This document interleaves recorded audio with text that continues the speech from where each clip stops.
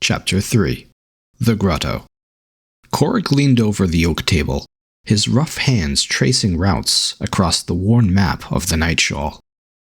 Enchanted etchings shimmered faintly across the parchment, relics of older Rune Runner cartography that marked caches, settlements, and hazards that could end a mortal between one town and the next. He moved a carved token representing a western convoy. "Aurora's demise, to Gloam's end," he muttered, nudging the piece along a shortcut through Darknest Forest. "Half a night saved, innit? But the other runners reckon the Voidkin are riled up, prowling all over the Nightshawl, hunting for something big." He rubbed his face. "Bloody brilliant. Just what we need." Across the room, Raven lounged against a stack of crates, her eyes tracking his movements. Her leathers were scuffed and patched from hard use, but she moved with the restless energy of someone who didn't hold any fear of Voidkin ambushing a runner. She was barely past 20 cycles of age, but his brother still would have called her one of the greatest in the making. Even if she was one of the greatest, she still smelled like salted meat and road dust, just like everyone else. Her last tread had taken her to scout Aurora's demise. It was a settlement so far north it damn near fell off the map. He sent her there as a test of how far she could go alone, without a pacer. The fact she'd come back at all, with Voidkin riled as they were, said enough. "That forest route's a bad idea," she said, cutting through the quiet. "Half the trees are hollowed out, crawling with shadow creatures, stick sprites, hide-behinds, mist hunters, all types of Voidkin. You'll lose more than supplies if you send anyone through there." Korric glanced up. "What would you suggest then? Skirt closer to the wither?" She shrugged, pulling a flask from her belt. "As long as the convoy doesn't get too close, it's safer.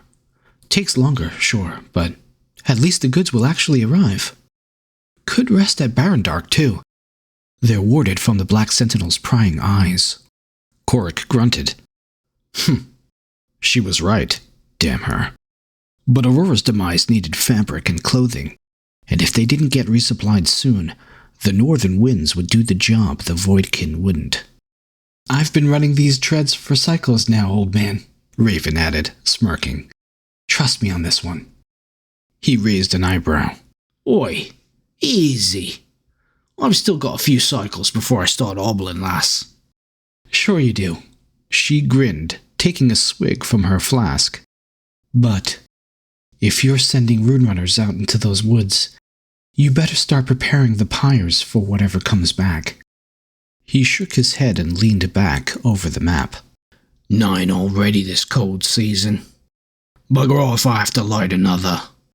He traced the eastern route with his finger. "There's too few of us left. Nightshaw's getting tougher to slug through." Raven's smirk faded. "Play it safe. Aurora's demise will hold out. They always do." Korric didn't answer. He pushed the token aside, calculating, adjusting. The forest might be dangerous, but time was worse. The North couldn't afford to wait. Maybe if he went along, too. "There's got to be a clean route through that forest," Korric said, pushing the map aside. "Half a churn. I'll head up there myself and find it.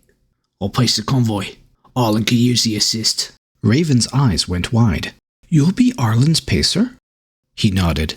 "Rune Minders can't always sit in their asses. Every now and then I gotta show you snotty pups how it's done." Raven crossed her arms. "The paths twist in that forest. Easy to get turned around. You sure it's worth it to get up there a couple churns earlier?" I played in those woods as a young pup." Korric met her gaze. "It's worth it if those northern bastards don't freeze to death waiting on supplies. Can't have that on my conscience." Raven studied him for a moment. Then the smirk returned. "Well, just don't get yourself killed, oh fearless leader." Korric snorted. "Don't you worry about me. I'm too stubborn to die." She rolled her eyes. "As for you," he said, "I got a job for you while I'm away. Head to Barondark and check the runner registry. Look for a girl named Aira." Raven straightened. "Aira? Never heard of her." Neither have I. His expression darkened. She's not from around here. The last smelled of ash, like she just walked through a fire. Could have come from one of the eastern realms. The feudal rest, maybe, or somewhere along the fault fire. You think she's trouble? Korric looked up, mulling the question over. His gaze drifted back to the map. Don't know yet. But I'd rather not wait to find out. She had the mark of a runner, so she's got reason to be here, but I need to know who she's working for. Raven nodded slowly, adjusting the strap of her satchel. All right. I'll see what I can dig up. Shouldn't take more than a couple of cycles. Good. Be quick. Be thorough. And keep it quiet. Raven smiled. Quiet's what I do best. Korric gave her a brief nod as she turned toward the door. Night lifts, Raven. She paused at the threshold, outlined by lantern light. Night lifts, old man. The words hung there long after she left. Korric's distant stare drifted from the map over to the iron chest across the room. The crystal. It sat there ever since that strange girl, Aira, had pressed it into his hands a few churns ago. Short time, but since then it had stirred more questions than answers. She had walked into his workshop like she owned the place, not desperate, like most runners from other realms who came begging for supplies. She was purposeful. She hadn't pleaded or haggled, no.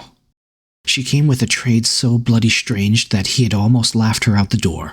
A shard of prosilium, fashioned into a dagger. A crystal, blade of the crystal in the old tongue.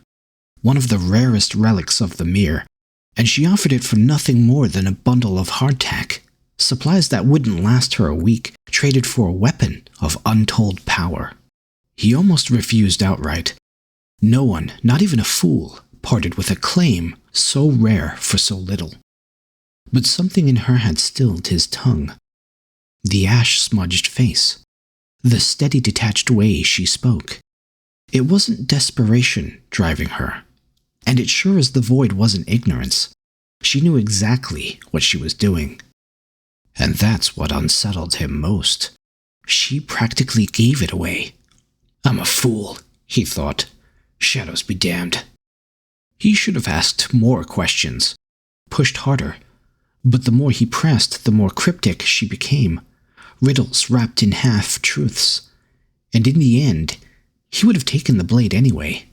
Now, he was left wondering if he had made his own choice, or was just playing his part in someone else's game. Korric walked toward the chest and opened it. Why? The crystal lay inside, smooth and lifeless, its crystalline surface catching only the dimmest light. Runes barely visible, thin etchings lost in the lattice of prosilium. It didn't glow or hum like the legends claimed. To most, it would look dead, stripped of power. It appeared like nothing more than a weight to hold down the edges of his map. But Korric knew better. He turned it over in his hands more times than he cared to count, tracing the grooves, feeling the whisper of something just beneath the surface.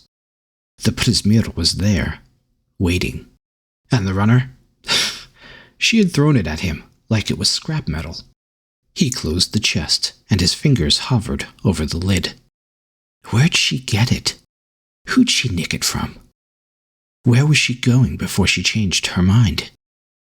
And more importantly, who was searching for it now?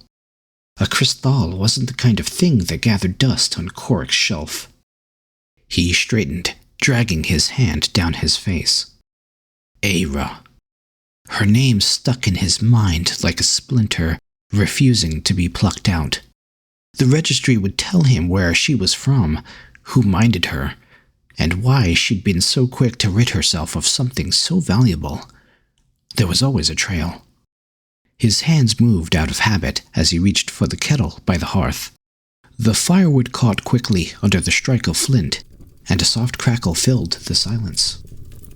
He crushed a handful of dried herbs, mint and sage, dropping them into a mug as the water began to heat. The scent rose sharp and earthy, but it did little to ease the thoughts circling in his mind. He stared at the chest again, though it wasn't the blade occupying his thoughts now. It was Kai. The boy had set out for the Witherblaze over a week ago, likely back by now, but Korric couldn't shake the unease. The dunes were unforgiving, full of unseen danger, testing more than just physical endurance. Kai had skill, more than most his age, but skill didn't make him invincible, and Kai wasn't a fighter yet, not like Raven or the other Night Runners. The kettle began to whistle. Korric poured the steaming water into the mug. He stirred absently, thoughts drifting further. It was hard not to see his brother, Eric, in Kai. The boy had the same stubborn resolve as his father, and that resemblance was its own curse, and he'd buried Eric because of it. The question always hung there, unspoken. Was this the life Eric would have wanted for his young pup? The answer never came, but Korric couldn't ignore the doubt. He'd taken up the paternal role after Eric's death, but had he done enough? Could he have steered Kai towards something different? Something safer? Or was it inevitable that the boy would follow in his father's footsteps? Was the boy ready for this life? Korric doubted anyone truly was, not when it demanded so much and gave so little in return. But Kai wasn't just anyone. He was his brother's kid. He sipped the tea. The warmth spread through him, but did little to ease the chill those thoughts brought. The blade in the chest, the roots on the map, Kai's training, it all tangled together like a knot in his gut. The lantern light flickered. Korric set the mug down. His hands hovered over its edge before he turned back toward the hearth. The veil would blend into the next churn, and it would bring more questions and many more decisions to be made. For now, there was nothing to do but prepare. The old reclined chair groaned as he dropped into it. He sank back, letting his head fall against the worn cushion. His eyes were fixed on the rafters above. Every muscle in his body seemed to uncoil at once. The tension drained out of him in slow, heavy waves. There was never enough time. Whatever the next churn brought, it would come too soon. As Kai approached the coastal cliffs of Evergloom Bay, he drew in a sharp breath. Salt spray from the breakers filled his lungs, the same scent he'd known since Korric started training him at 12. The wind howled as he crouched low along the rugged cliffside, gloved fingers gripping damp stone. He scanned the expanse below. A rocky footpath snaked down to the shore, barely visible through the thick shadows clinging to the cliffs. Every so often, the veil parted, offering glimpses of the terrain. They were treacherous and unwelcoming.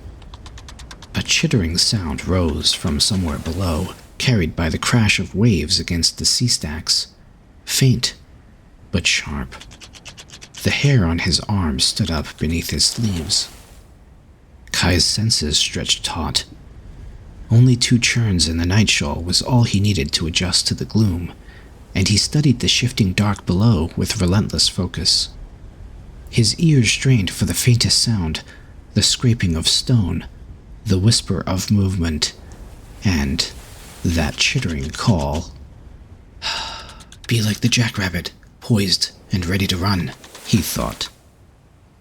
And he would run, because fighting wasn't his strength. Never had been.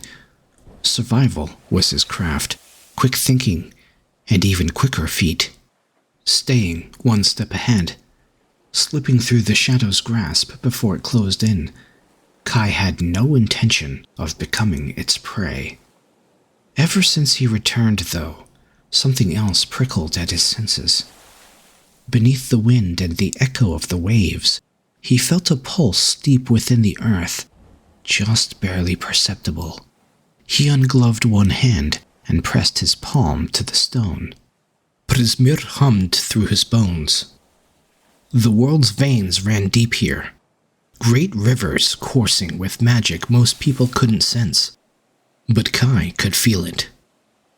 a rhythmic thrum, slow and unyielding, but the flow felt stuck, as if it were in a whirlpool trapped deep within a Nightshawl.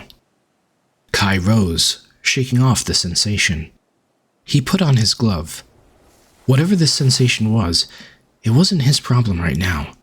He had to find the safest route down without attracting attention from whatever was lurking in the shadows.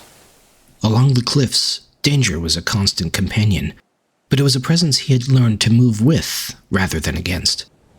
The runes on his boots glowed softly, absorbing impact and muffling sound. He forced himself slower, taking more deliberate steps. Another chitter rose from below, sharp and insect-like, followed by a low groan. Voidkin. No question. Darkness can't hold us, he thought. He edged forward. Near the base of the cliff, he crouched low and reached for the small pouch at his belt. He pinched a measure of dust between his thumb and forefinger, then brought his hand to his lips. He positioned the fingers, index and middle pressed together, ring finger curled inward. He whispered the rune's name against his knuckles. Puzzle knife. The dust shimmered as it left his breath, swirling in the air before coalescing into a glowing symbol that pulsed once before sinking into his chest. Silence enveloped him. A soft pop of air rushed into his ears as the spell locked into place, muting his breathing, his footsteps, every sound he made. The enchantment swallowed it all. The scraping and the chittering drew nearer. He slipped into a narrow crevice between two boulders and went rigid. The Voidkin's presence pressed against his awareness. It was searching, hunting. The creature moved closer, seemingly drawn by something. Was it the dust in his satchel? Before he could think further, it loomed over the boulders. The scrape of its claws against stone sent a chill down his spine.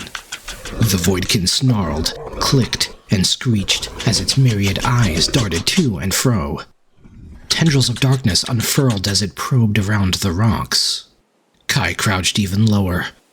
He snatched up a pebble from the ground, closing his right fist around it. He brought it to his mouth and invoked another incantation. Zemzar. A single symbol appeared on the back of his hand. Energy surged through his body. He reeled his arm back, measured his aim, and hurled the pebble. The stone shot forward with impossible speed.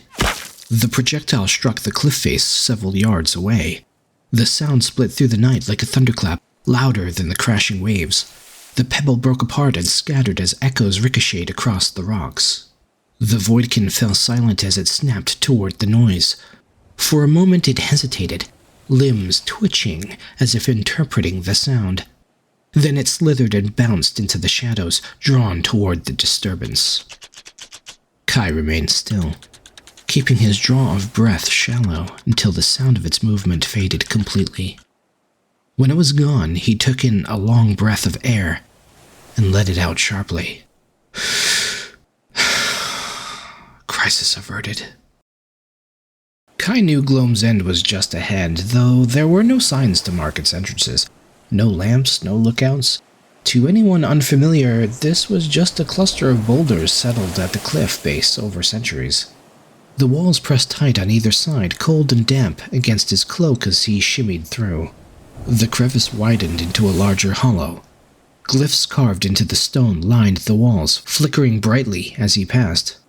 They were old and powerful, ready to ward off anything hiding in the darkness with malicious intent.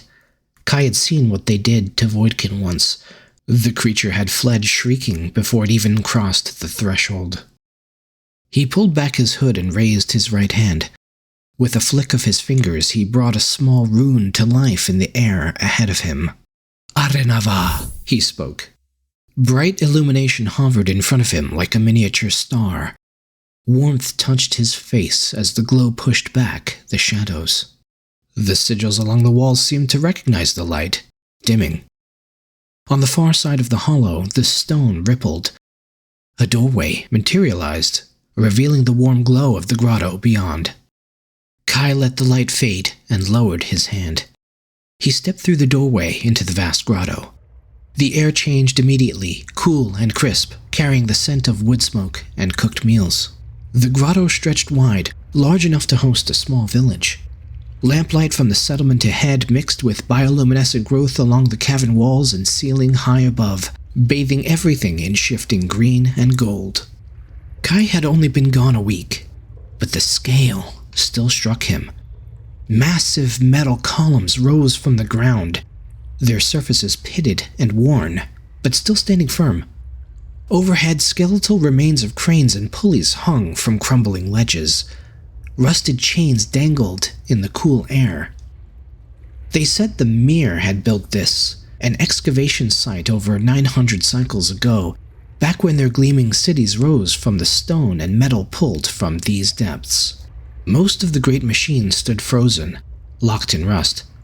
Ladders and platforms still clung to the walls, though many had collapsed into splinters. Korric had told him stories about this place, how magic and industry had worked together here before the Crystal Coast fell to the Rhine. Now it was just ruins. Beautiful, haunting ruins that sheltered what remained. Scattered throughout the grotto were all the signs of more recent habitation. Makeshift shelters leaned against the ancient columns, crafted from salvaged wood and stone. Fire pits dotted the cavern. Smoke curled upward to vanish high above. Voices echoed throughout, conversations, occasional laughter. People had made this place a home. Part refuge, part graveyard. Kai understood why Korric had chosen it for his staging ground. Out in the Nightshawl, darkness ruled everything. But here, the old magic still held strong. The people here held, too. As he walked toward the first houses, his gaze caught on a massive drill embedded in the rock. The auger was tipped with runic etchings that still shimmered after all this time. Why had the Myr'ides needed this? The stories said that they wielded near-limitless magic. Their connection to Myr was so profound that they could shape creation itself. Cities rising from the earth at a gesture. Tools formed in their hands with barely a thought. If they were truly that powerful, why mine? Why send people deep into the earth to tear stone and metal from its core when they supposedly held the power of creation at their fingertips? Was it necessity to conserve their power? Maybe their magic had limits, lines that they dared not cross, even with all their mastery. Or maybe it wasn't about what they needed, but what they chose to respect. His father had once told him that the power to create was one thing. The power to dominate, to control even the earth itself, was another. Whatever the answer, it had died with its civilization. In its wake, something new had grown from the corpse, because the center of town bustled with activity. Traders called out to passers-by from makeshift stalls, selling bundles of dried fish, crude tools, and trinkets salvaged from deeper in the cavern. Sparks flew from a smithy tucked near an ancient column, where a blacksmith hammered glowing metal. Children darted through the narrow cobblestone paths, laughing as they wove past adults in conversation. A hunched woman with tangled gray hair caught his eye, waving a knotted hand from her crooked stall. Eureka Ash, Runner, she said. Got meselves for the rashes and the burns. Can't be cleaning the winter blaze with your skin peeling off like old boot leather now, can ya? Kai shook his head and moved on, scanning the crowd. There, Korric stood near a cluster of wooden crates, inspecting a fresh shipment. His uncle's hands moved methodically, testing the weight of grain sacks, tugging the bindings to ensure they held. That focused expression, Kai had seen it 1,000 times. A Rune Runner named Arlen stood by the crates, firing off questions. Korric answered without looking up from the shipment. I know. I'm eating my words here, he said, tugging the binding tight.